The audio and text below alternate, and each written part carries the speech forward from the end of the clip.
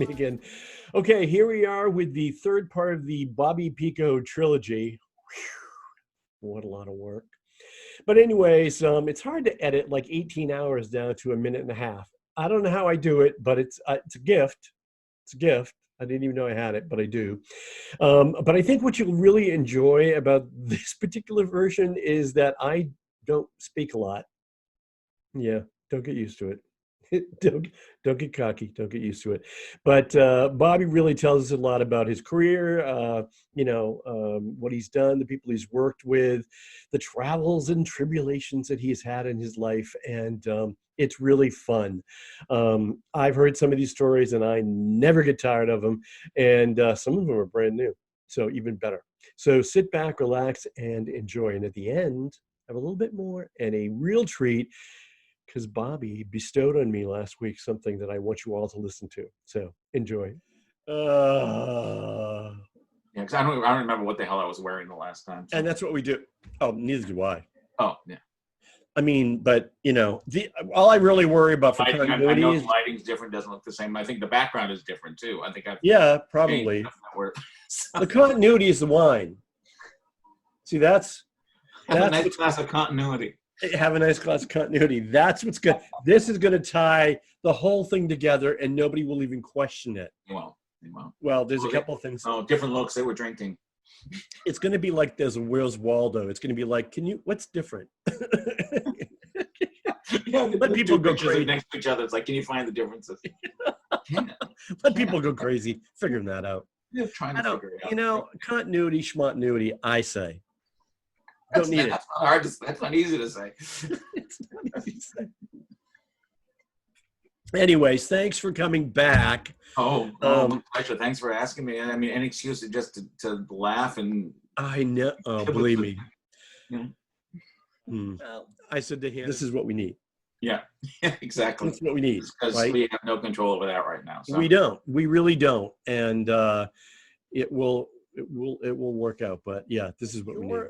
I'm always fascinated by the time that you spent in New York and the whole scene that you were part of, a very big part of, in New York with the working the cabarets and doing the clubs and stuff like that, and the piano bars. I mean, some of those places were very, historic in many ways, right? Yeah, we didn't know it at the time, didn't think of it that way at the time, even though we knew some of the history, like, Joan Rivers got her start in this club, or Woody Allen used to be, whoever. Yeah. Hal Holbrook built the upstairs to Rose's Turn, Did he really? Yeah. he built the wall. There used to be an open space. They had the piano and they tried to do shows upstairs, but the sound coming from downstairs, and he was doing his Mark Twain thing as we first started doing his Mark Twain show. And he built the wall so he could have, he could have a decent, having all the rockers of the piano bar down below coming up while he's trying to do Mark Twain. So he actually built the wall that was in Rose's Turn, the separate up the upstairs wall. Hal Holbrook. Oh my God, how interesting is that? So that must have been at the early part of him doing that show. Yeah, probably back in the 60s or whenever it was. Holy crap. I mean, it wasn't Rose's Turn then. It was the duplex. The original. And so the main places that you worked back in the day, in the really when that was like the thing to do and the place to be, Rose's Turn down the Village, right? Yeah. Years before that, the Five Oaks was Is Five Oaks the one you could have walked down into? Yes. Okay. Yeah. Remember that. It was just down the street from the old duplex, Rose's Turn. It was on the corner, and that was halfway down the block. Marie's Crisis, which is still there, was next door. And the Monster across the street, I worked there. That was my first piano bar job. It was there and on Fire Island in 1980. I started in 1983, one day a week at the knocking on the walls. Wow. Cool way. Come in. Got there one day a week, Wednesday happy hour. And then I did that, I remember I started in November of 83. And then by the next spring, they asked me to do Fire Island full time for the summer. Okay. Wow. So I did. That was my first full time. And I did that for 3 summers and then ended up working full time the Monster in the winter. And the first time I ever sang on a microphone, I was like, nobody knows me. I'm gonna try singing. And I was terrible, I'm sure. But our sublet apartment again was a connection through Hannah. Carolyn Kirsch, who was Sandy Duncan's understudy for Peter Pan, the tour that Brian Sutherland was on. Oh my God. And so she had to sublet her apartment. Hannah knew her and she knew we were coming. So Hannah made that connection. And we got the keys from her when they were in Boston. We drove down to Boston, saw the show, and Carolyn gave us the keys to her apartment. Hannah's involved, very instrumental. Hannah is. She got her hand in everything. She really does. I was going to New York. Bit of a busybody. She only mind her own business. I'd be happy up in Maine. How dare she continually just help people? She's like the Mother Teresa of everything. You know, everything and anything. Everything. And ended up in the 88s opened, and I started to go there. And then, did a couple of tours in Ain't Misbehavin' in Chicago and Germany in the early 90s, early to mid 90s. And then I came back from one of those. I ended up getting a job at Don't Tell Mom, and I ended up playing there for like 15 years. I remember that, every Saturday night. And up on like 45th? What was that? 46th. Restaurant Row, yeah. They're doing outside now, people singing outside. They are? Yeah. Is is that one of the few that's still kind of going? It's still going. Brandy's is still going, but again, they're doing they've set up outside seating, but now it's starting to get cold. I don't know what's going to happen, but yeah, right. That's the big thing. They can do it. It's like still, I mean, sitting outside in the middle of December. I don't care how many heat lamps you have around me. Ain't on that. Ain't doing that. Wait, my soup is cold. Yeah, you're gonna have to have. What was it like doing the tours, Bobby? With the show? I loved it because the first time I got to see Europe, and to get the music director show like Ain't Misbehavin', like first of all, in Europe, Mr. Big at the time, tall, skinny white boy, on stage music director for this black show, and there was. I jumped at the chance because in Europe they didn't really care, and it was no deal. I said this is probably my only chance to ever do this. But then I get to see Europe because we toured 6 countries, and it was mostly Germany, but Germany, Austria, Switzerland, Denmark, Sweden, and Holland. Wow. We did. And that was before the Euro. So every time we went over the board, we had to change our money and all that, but I loved it. It was a bus and truck. And every theater we went from like the junior high gymnasium to the Festspiel House in Salzburg. Really? Wow. You never knew what you were going to get, but I loved it. And then a couple years later, I got Chicago, which was all Germany, Austria, Switzerland. And that was a 6-month tour. Really? Wow. Yeah, that had to have been. And I was assistant music director for that. Wow. And I loved it, because both those shows musically, are right up my alley. Yeah. And to get to do tours of those was great. Like any show you get to see. Yeah, and as I said, I get to see Europe. That's how I get to see Europe. Get to see Europe and get paid for it, Yep, exactly. And And then you came back and went. And that was a great thing back then too. It was like working in the bars and the piano bars and stuff. It was a given that people always got shows. They had stable of people that worked there. You get shows and go off for several months, and you always had a job when you came back. What a microcosm that was, though. I mean, that little. I mean, I know like the Don't Tell Mom was uptown, but I mean that little area of the Village. I mean, when you think about, I mean, it was like the place for so many things. Not I mean, many big moments, but all those little bars and just the talent, right? That was going in and out of there. I mean, it was so much. I mean, so many people got their start, and they're there or just at Mama's or whatever. I'm just trying to think. Friend Dawn Hampton's work with. She used to work with Tiny Tim, and like they Reno Sweeney's and all these other clubs that they were, and they would all jump around to. But these people that became kind of iconic on TV or whatever, a lot of them started. Joan Rivers, Woody Allen, Barbara Streisand. They all started in the clubs. Right? Ed Midler, yeah. In the baths, Dawn Hampton was her vocal coach when she was doing the baths, and Barry Manilow was her piano player.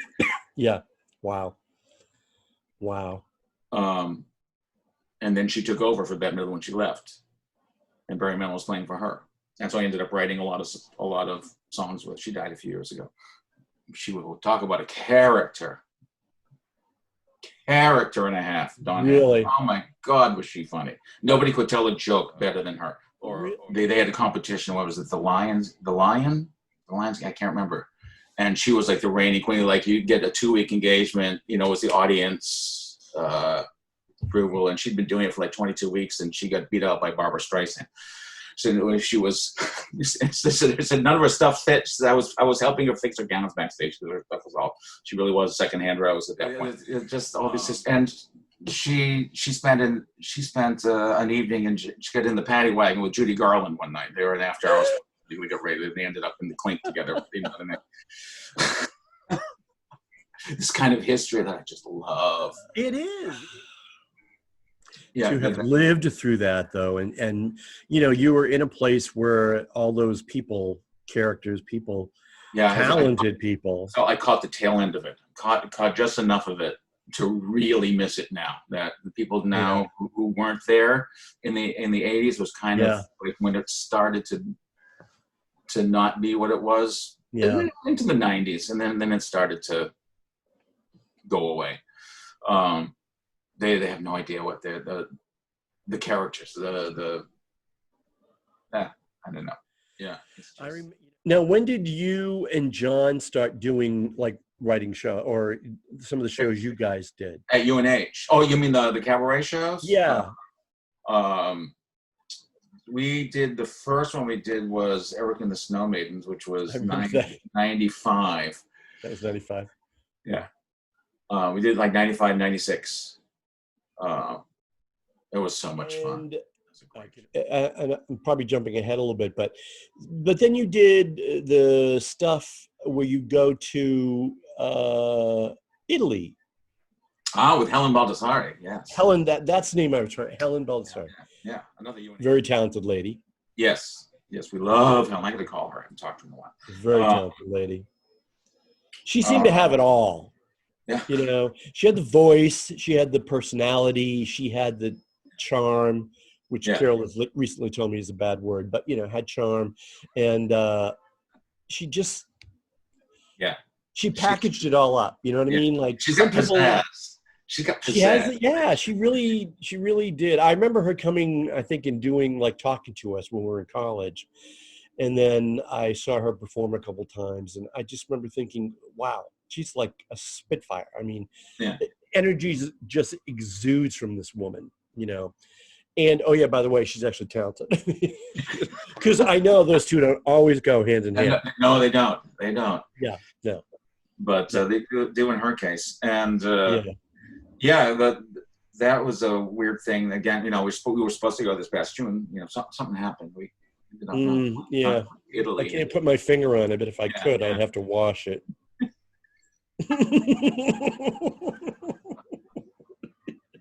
Oh God! From all this laughing, I'm all red. I look like Santa Claus. You do.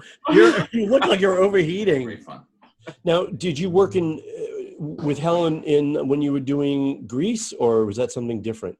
No, that was a piano bar job. No, Helen never did that. That was with Phyllis Pastore coming in there, and Kathy Babe Robinson and Kelly Howell, a bunch of singers. Okay. Okay, but it was the same kind of thing. You were working with a singer? Yeah. 7 nights a week. 7 nights a week. Wow. And the year I met Panos, I was there the whole, from like April to October. Wow. Except for 2 weeks off because he can't be there legally. You have to do for like 3 months. So I had to take 2 weeks off. But other than 2 weeks off, I did 7 nights a week from late April to early October. That's a lot of work. That's a lot of work. That's amazing. Okay. I want to go back and see other things because it's so. And you brought back a souvenir. I brought back a souvenir. Yeah, he's in the other room. He's in the other room. Oh, P.S. I married him. He's in the other room. Fabulous. And then you started working with Jackie Hoffman. And creating magic there. I love working with next year because Jackie was doing a show like every year. She'd do a show at Joe's Pub, like a yearly thing. And the next year, she called me up to join. I wrote my first song with her, and she liked it a lot. And so we ended up doing 2 or 3 songs for that show. And then that started, and she had been using a lot of other people as well. Yeah. But then our relationship grew, and it pretty became exclusive for several years. That I would write all the songs with her, and Michael would write her script, and she and I would write the songs, and the 3 of us together would put it, how the process worked. Yeah. And I love that. And very fun. I miss being able to do really that. Fun. Yeah, but I was driving the car the other day, and I forget where I was going, but I was going to be in it for a while, and so I started listening to one of the shows, the shows that you did together. It's like, again, you're driving along and you're laughing like an idiot, and the people in the cars next to you are like, what is going on in there? What's going on? But it's just, it was really funny. It was one of the shows I think I saw live too. It's one where she talked a lot about her operations and stuff like that. It was it's just like, it's so wrong. Oh, and the woman of the Upper East Side, Upper West Side. Yeah, it's just like it's one of my favorite things I've ever written. It's one of my favorite things I've ever written. It's just so damn funny. So damn funny. It's like comfort food, when you just want to listen to something that is going to make you laugh. Yeah. And it's fun to watch you two to work together. She was in the high school at the same time with Michael Starobin. She was? Yeah. No, really? They were apart, I think. But they were funny. Long Island. Funny. Yeah, you're talking about Michael Starobin. He's the famous orchestrator who wrote Tool Box Diaries. The Tool Box Diaries theme song. Schmoney Award, Schmoney Award. Schmoney Award. Please. He didn't hit it big till he really got into the, crappy theme song for people who really have. You haven't made it until you've done a webisode.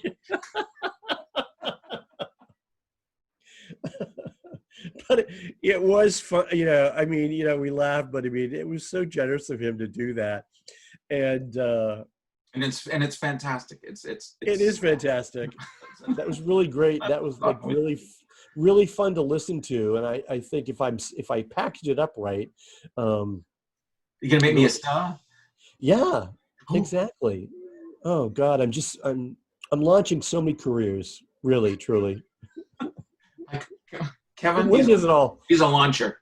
He's a launcher. When does it all end? When does it all end? He's a launcher. Okay. Good night. Good night. Say good night to Kenos. I will. Talk to you soon. Thank you. It was great always. Night. Bye. And we're back. And that was the story of Bobby Peaco. I know I never get tired of that story, and I hope you didn't. It was so much fun to do, and as all of these are, if 2 people watch, I'm happy. But just a real treat to spend time with Bobby. So in closing here, what I wanted to attach was last week Bobby sent me the revised version of the overture to Medieval Misfits and a Little Hocus Pocus. Who knew it could get better? Basically saying that he's had it in his mind that he always wanted it to sound like this. And so he played around with it. And so he was sending it to me as a little gift. And it almost makes me cry. It's just too fun. So take a listen and enjoy. And till next time, thanks everybody. Bye.